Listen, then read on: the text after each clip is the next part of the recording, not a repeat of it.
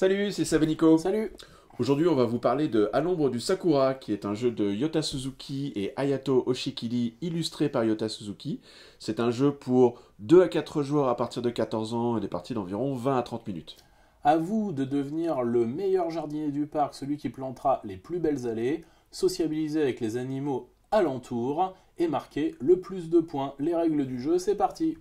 Voilà, bienvenue dans votre parc au Sakura. Nous avons ici une mise en place pour 3 joueurs, donc le joueur bleu, le joueur blanc et le joueur violet. Chaque joueur a 2 objectifs cachés qu'il a préalablement consultés. Ici, vous avez la pioche de tuiles paysage, les petites tuiles de faune qui représentent nos amis du parc, nos amis les animaux, et déjà une diagonale de cartes paysage préalablement mise en place.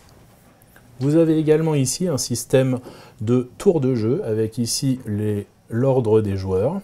Premier joueur, deuxième joueur, troisième joueur.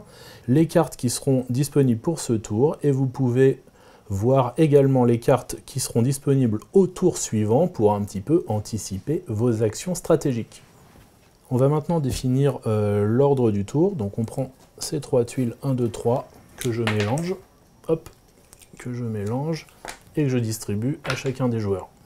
Hop, qui va les consulter. Troisième joueur, premier joueur, deuxième joueur. Donc le premier joueur, c'est donc le blanc. Le troisième joueur, c'est le bleu. Et le deuxième joueur, c'est le violet. Donc pour le premier tour de jeu, il y a une action obligatoire. Chaque joueur, donc à commencer par le premier joueur, le blanc, va choisir une des 3 cartes, celle de son choix, donc mettons celle-là, et la placer stratégiquement sur l'aire de jeu. Puis son pion va prendre la place de la carte vide, ce qui nous indique qu'au prochain tour, il sera le 3e à jouer.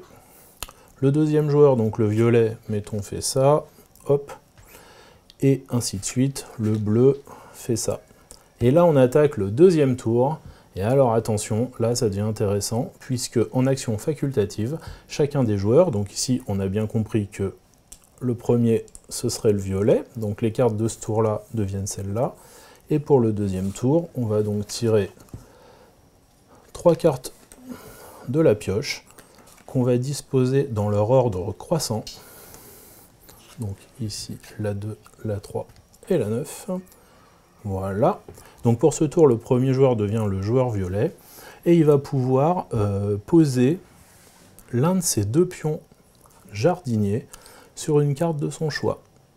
Mettons, là. Puis, il pioche une carte. Alors l'objectif du jeu est donc de faire des lignes dans un sens ou dans l'autre autour de son pion jardinier. Donc par exemple si je le pose là, mon intérêt c'est qu'il y ait le plus d'arbres de la même couleur sur cette ligne ou sur cette ligne. Au plus je crée des lignes avec des arbres de la même famille, au plus je marque des points. Donc là, en toute logique, je suis le premier joueur à choisir. Je vais prendre cette carte-là et compléter ma ligne d'arbres vert foncé dans le but que rien ne vienne perturber ma stratégie de faire une ligne d'arbres vert foncé. Également, quand on place son pion jardinier, on attire 2 tuiles faunes, donc 2 animaux du parc, sur notre ligne ou sur notre colonne. Alors là, attendez, je vais quand même regarder les 2 objectifs du violet. Vous voyez que l'un de ces objectifs est d'avoir le maximum de canards, et l'autre est d'avoir au moins 3 terrasses. Donc là, est-ce que j'ai des canards? Oui, donc j'attire déjà un canard, ce qui me permet de partiellement attirer mon objectif, et après, aléatoirement, je vais prendre par exemple un cerf. Il est à noter également qu'il y a des effets sur certaines cartes.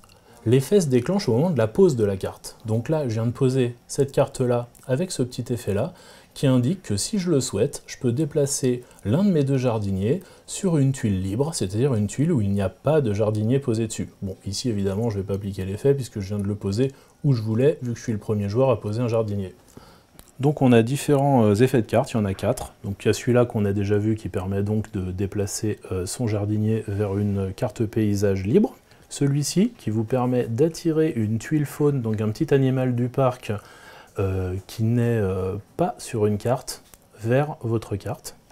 Cet effet-là qui vous permet de refaire la rivière à hauteur du nombre de cartes que vous voulez du prochain tour, donc du tour numéro 2, qui est ici.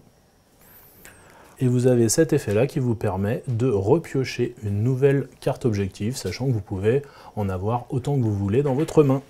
La partie se continue ainsi. Tous les joueurs vont placer leurs pions jardiniers stratégiquement, ajuster les tuiles faunes et les cartes paysages en fonction du scoring que ça apporte et de leurs objectifs, puisque les objectifs marquent aussi des points. Et on va arriver à la fin de partie.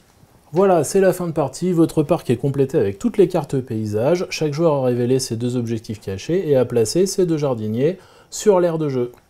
Dans le jeu est fournie une petite aide de jeu et au verso, vous avez une piste de score pour calculer plus facilement les points. Revenons à notre joueur blanc justement. Combien a-t-il marqué de points au terme de cette partie? Donc il marque 1 point pour avoir posé un jardinier, plus 1 point par petit animal, donc par tuile faune, présente sur la carte où il y a son jardinier. Donc ici, 4 points. Ces 4 points vont être multipliés par les arbres les plus représentés, sachant qu'on, comme on l'a dit, on commence à scorer à partir de 3 arbres de la même couleur, sur la ligne et la colonne, voilà, qui part de son jardinier. Donc ici, par exemple, la carte la plus représentée sont les arbres roses, donc 1, 2, 3, 4 arbres roses, sachant que cette carte-là qui rayonne est une carte spéciale qui vaut 2 points. Donc ici, il a 1, 2, 3, 4, 5 points. 5 points multipliés par 4 égale 20 points. Sur la colonne, donc il a aussi les roses les plus représentés, 1, 2, 3, mais il a aussi une carte Joker qui remplace en fait n'importe quelle couleur, donc il peut être aussi une carte rose. 1, 2, 3, 4, 4 x 4 égale 16, 20 plus 16, 36. Donc je vais placer son petit marqueur à 36, hop. Calculons son 2e jardinier maintenant. Donc lui, il a 1, 2, 3 points. 3 points qui vont être multipliés à nouveau par le type d'arbre le plus représenté. Donc ici, les jaunes. Donc 3 x 3 égale 9. 1, 2, 3 x 3 égale 9.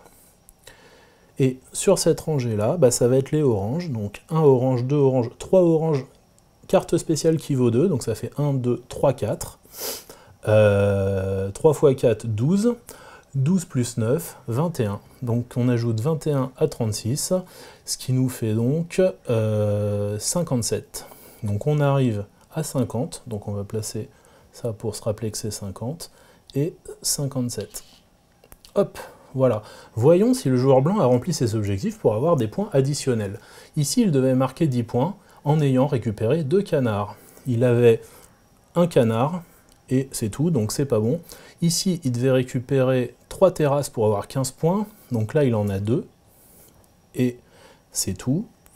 Et là, il en a 2 aussi, donc il a bien les 15 points supplémentaires, ce qui fait 15 plus 7 égale 22, hop, ce qui nous fait 50 plus 22 égale 72 points pour le joueur blanc. Chaque autre joueur va évidemment calculer les points remportés par ces 2 jardiniers également, et on va voir qui a le plus participé au bien-être du parc, et donc a remporté cette partie de À l'ombre du Sakura. Voilà, c'était l'explication des règles de À l'ombre du Sakura, de Yota Suzuki et Hayato Oshikiri, illustré par Yota Suzuki. Un jeu pour 2 à 4 joueurs à partir de 14 ans, et des parties de 20 à 30 minutes. Le jeu est disponible en boutique et sur notre site www.don'tpanicgames.com. N'hésitez pas à nous suivre sur les réseaux sociaux. À bientôt. Ciao.